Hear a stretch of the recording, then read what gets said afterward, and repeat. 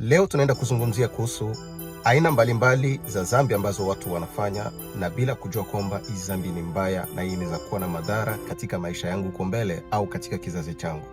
Watu wengi wanajikuta wamefanya dhambi lakini hawajui.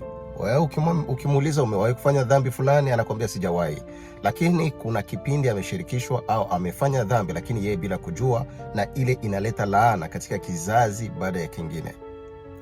Leo tutajifunza katika kitabu cha Yohana 8 kuanzia mstari wa 1 hadi 7 vile Yesu alipokutana na mwanamke ambaye alifumaniwa katika hali ya uzinzi. Sasa ule mwanamke, yani Wayahudi walikuwa wameamua waweze kumuua kabisa kwa mawe. Na kwa nini tunagusia hiyo maandiko? Ni kwa sababu kuna aina ya dhambi ambayo watu wanafanya kila siku, zaidi hiyo dhambi ambayo watu wanachangia kwa kumuua mtu kwa kundi. Unakuta kwa mfano mtu ni mwizi au mchawi au mtu yeyote tu ambaye amefanya mabaya, ameshikwa na watu na watu wanakusanyika, wanaamua kumchoma, kumuunguza au kumuua kwa mawe au kwa fimbo, kwa miti na kwa aina yoyote tu ya malipizi. Sasa ndugu yangu, wakati unaposhiriki katika kikundi ukichangia katika njia ya kumuua mtu, tuseme huyu analeta fimbo, mwingine sijui unachukua jiwe unatupa hapo, unampiga jiwe hapa, unampiga sijui kwa kifua, mwingine unakuja na mangumi na kipasi, mwingine unakuja na mafuta ya kuchoma mtu, yani essence, mwingine unakuja na kibiriti, yani sijui ni nini. Yani watu wanachangia sana, na hiyo mara nyingi watu wanafurahia kumuua mtu katika hiyo hali. Kuna mwingine unakuja unachangia kwa kumshika yeye mtu, mnamvua manguo, mnatoa utupu wake nje ama aibu yake nje. Unakuta sasa ule mhusika ambaye anapigwa, ambaye anateswa, anakuwa katika hali ya kupoteza matumaini. Yani wakati anapoona kwamba watu wengi wanamzunguka na kuanza kumshambulia, anapoteza matumaini ya maisha. Hapo anakosa hata nguvu ya kujitetea. Hapo ndipo tunaona watu wanamzunguka. Baada ya watu kumzunguka, wanaanza kumpiga, yani anapitia matusi, anapitia kupigwa, anapitia kila aina yote, na malaana zitatoweka hapo. Na hii kitu ilimpata Yesu Kristo, sababu kuna watu wengi ambao wanateseka ambao wanapitia hali kama hizo bila hatia, bila sababu yeyote ya msingi, lakini inabidi tu ikuwe hivyo kipindi fulani. Sizungumzi kuhusu habari ya Yesu, sababu Yesu alipitia mambo mengi sana. Alidharauliwa, aliteswa, aliteseka, walimtorture kwa njia mbalimbali. Sasa nazungumzia hii dhambi ambayo yuko kwa sasa. Mtu anashikwa, anasulubishwa, anapigwa vibaya, yani wanamua wakimchoma. Yani unakuta mtu wanamchoma sababu alikuwa mwizi au alifanya kitu fulani. Tuseme katika hali ya mwizi, nachukua mfano ya mwizi, alishikwa akiiba mbuzi ama akiiba vitu vyovyote tu vya mtu. Alafu mtu mmoja akalalamika huyu ni mwizi, watu wakamzunguka na baadaye wakaanza kumchoma, wakimuua akiwa live.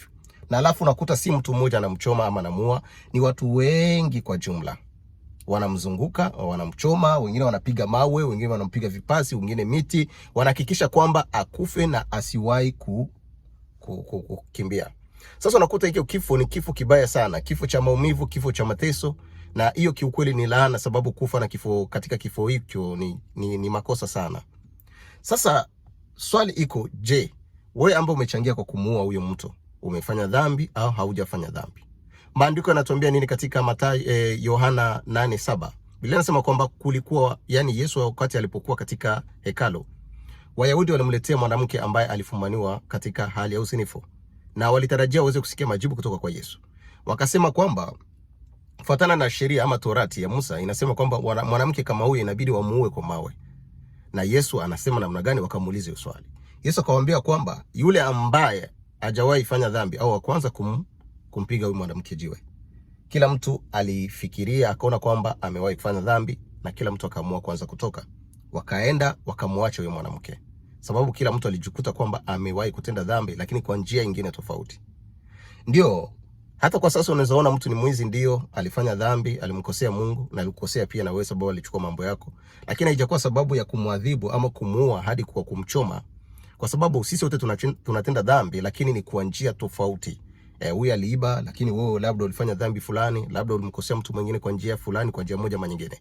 Kuna watu wengine hao wakubwa, hao yani wa politician, wanafanya dhambi nyingi sana, wanaiba, wanachukua mali ya watu, lakini sisi bila kujua. Sasa leo tunazungumzia ile dhambi unafanya lakini haujui kwamba ni dhambi. Mungu anachukia sana, sababu Yesu amesema kwamba yule ambaye hajakuwa wa kwanza au wa kwanza kumpiga huyu mtu jiwe, kila mtu akajikuta kwamba amewahi kufanya dhambi. So haya maandiko yanatufunza tuwe na roho ya huruma, roho ya msamaha, sababu Yesu alimwambia mwanamke, enda na usiwahi kufanya tena dhambi, au asiwahi kurudilia, na akamwambia sitakuhukumu mimi. So inabidi tuwe watu wa huruma, watu wa upendo, watu wa kuonyesha upendo. So hii ni dhambi ambao watu wengi wanafanya na lakini hawajui. Watu wengi wanaingia katika hii dhambi lakini hawajui. Uwe mtu ambaye uliua peke yako au mlichangia mkiwa watu, hata watu 1000 mkichangia mtu mmoja mkimoa, nyinyi wote mmefanya dhambi. Tena ni dhambi ya mauaji. Yaani umemuua mtu. Hata kama ulikuwa watu wengi, hata kama huyo mtu alitenda dhambi, kama wewe uliua tu. Daudi aliambiwa kwamba hatatengeneza, yani hatajenga hekalu la Bwana sababu mikono yake iligusa dhambi. Mikono yake ilikuwa na jana damu.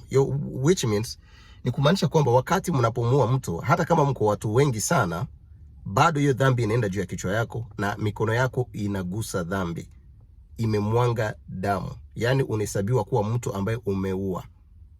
Ndio kwa maana ndugu zangu, wakati unapoona mtu amekosa, hata kama watu wengi wanamzunguka, ujitenge mbali na hiyo dhambi, sababu ni laana, inaleta laana kubwa kwa maisha yako na kwa familia yako. Hiyo ni chukizo kubwa sana mbele za Mungu, lakini watu hawajui. Hiyo aina ya dhambi ni chukizo mbele za Mungu. Ujitenge mbali na dhambi kama hiyo ili Mungu aendelee kuonekana juu ya maisha yako. Wakati unapoona mtu kama huyo, mpeleke kwa serikali, serikali ifanye kazi. Ndio kwa maana maprisoners ziko hapo, lakini wewe mwenyewe usichukue sheria mikononi. Ile itakuja kuleta madhara kwa maisha yako na maisha ya familia, maisha ya watoto, kizazi hadi kingine, na inawezekana unaweza kukosa ufalme wa mbingu. Na hiyo inafanya watu wasibarikiwe. Unakuta laana zinatembea kizazi baada ya kingine. Jitenge mbali na jambo kama hiyo, na kama umewahi kushiriki ama umewahi kuparticipate ama kufanya kitu kama hiyo, anza kutafuta rehema mbele za Mungu. Mwambie Bwana akusamee, Bwana akusamee. Anza kutengeneza, mwambie Bwana akusamee na usirudilie tena kitu kama hiyo, sababu hiyo ni chukizo sana mbele za Mungu. Mungu akubariki sana.